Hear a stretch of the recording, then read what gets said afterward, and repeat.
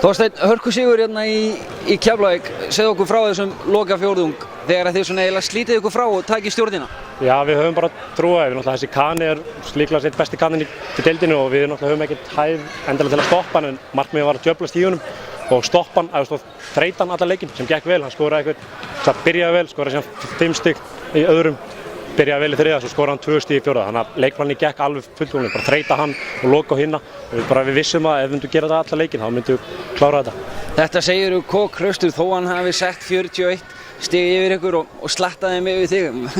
Ekkert svona svartnætti svona á einhverjum kafla leiksins hjá þér? Jú, sjálfsögðu, þetta er örugglega flest yfir mig, en þetta var erfið 41 stig, það er kannski þess að skipti máli og meðan hann er með boltan og hinn skora ekki, þá er þetta ekki mál.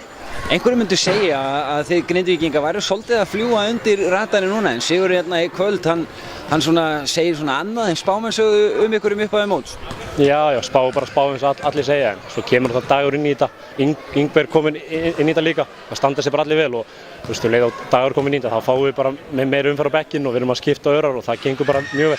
Og þetta gerir þið í leik, til dæmis það sem svona öflugur leikmaður eins og Clinch er ekkert ógnandi fyrir bara hérna á síðustu 10 mínútum, hálfpartinn í fyrirleik, svona framan af. Já, hann var þetta kannski smá fallinn kvöld, það með Reggie á sér og hann stóð sér bara vel, en bara eins og alltaf, þegar á honum að halda, þá er hann alltaf til staðar, þannig að þetta er bara.